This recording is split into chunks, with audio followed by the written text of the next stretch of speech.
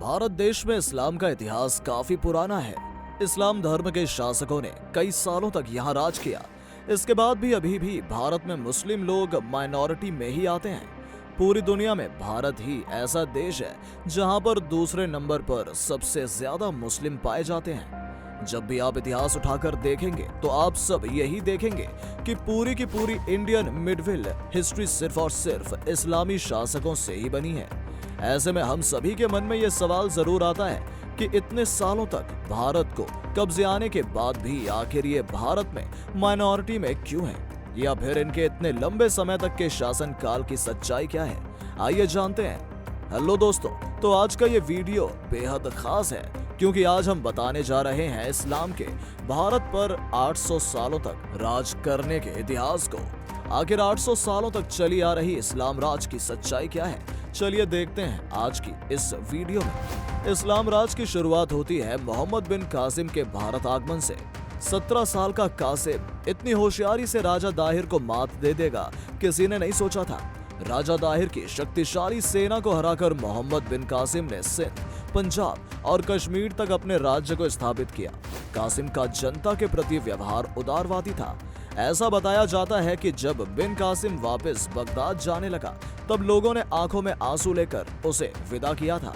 713 CE में भारत में पूरी तरह से मुस्लिम साम्राज्य स्थापित हो चुका था और इनका शासन काल 1857 की क्रांति तक बरकरार रहा।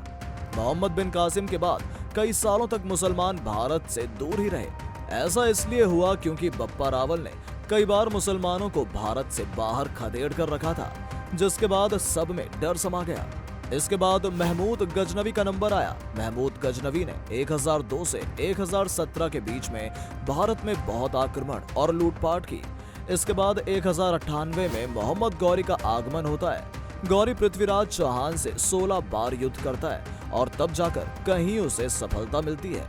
इसी के साथ गुलाम वंश के जो भी शासक हुए, फिर चाहे वो इल्तुतमिश हो या बलबन, कोई भी दिल्ली से आगे अपने पैर नहीं पसार पाया।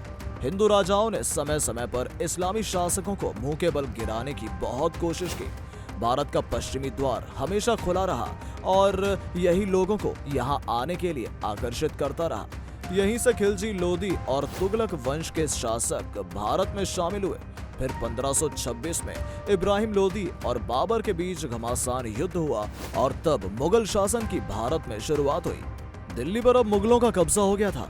बाबर के हुमायूं का शासन काल कुछ ज्यादा खास नहीं रहा, मगर इसके बेटे अकबर ने दिल्ली से लेकर आगरा तक अपने नाम का डंका बजा दिया था। अकबर को इतिहास के महान शासक के रूप में भी जाना जाता है। अकबर ने ही अपने शासन काल में 2 अंग्रेजों को यहाँ भारत में रहने की परमिशन दी थी। देखते ही देखते अंग्रेजों ने यहाँ के छोटे छोटे राजाओं से हाथ मिला लिया और उनको मुगलों के ही खिलाफ कर दिया। फिर वर्ष 1857 के आते आते अंग्रेजों ने मुगल शासन का काम तमाम कर दिया।